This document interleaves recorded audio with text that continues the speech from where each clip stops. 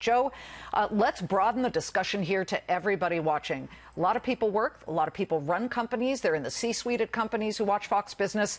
Are they vulnerable to this kind of sabotage, employee sabotage? Forget cyber. People within, you know, the scariest thing you never want to hear is the danger is coming from within. We've just realized that. Insider threat is the #1, I think, corporate concern for every board member and executive. It's kind of the Edward Snowden of commercial now, right? We've got people that want to be cowboys, and they'll claim this idea that, oh, I'm a whistleblower, so I'm protected. But I find it really, really interesting that whistleblowing is not really a way to protect yourself. If there was really truly an issue here, I think the government and the corporate world would see different. But I think it's discredited himself. I think that you've got a corporate issue of espionage. You've got insider threat. This is a very big issue for cybersecurity because, you know, there's 3 T's that we always talk about when we talk to companies. It's trust, there's training, and there's technology.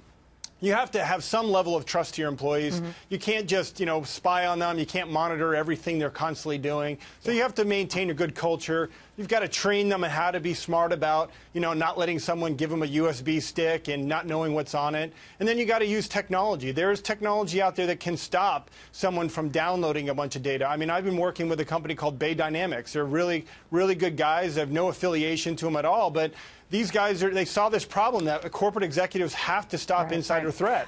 Well, again, Ross, when you look at Tesla itself, when I was walking in 2012 along that floor in Fremont, that is state of the art, and it is all proprietary for Tesla. Their robotics, everything that they've done, they've got to protect that. There are rivals, there are short sellers. 33% of the float is shorted over at Tesla. I think when I was there, it was more like 48%. And then there are the disgruntled workers. Tesla's got to make sure when they've got that giga plant in Nevada, which is going to be top of the line with a lot of secrets, to make sure it's secure, right? Yeah, I mean, look, they're disrupting one of the oldest industries in America, oil and automobiles, that have made billions and billions and billions over 100 years. The last thing they need is Tesla. If you're a gas station owner, Tesla is the worst thing that's ever happened to you. So there's so many forces here against Tesla for really legitimate reasons. Their financial well-being is really being attacked. So, Tesla has to work very, very hard to protect their proprietary information. Yeah. And I'm sure they have very tight security as it is, but it's never tight enough. Never tight enough. Joe, last word, the #1 thing company owners need to do to protect their secrets.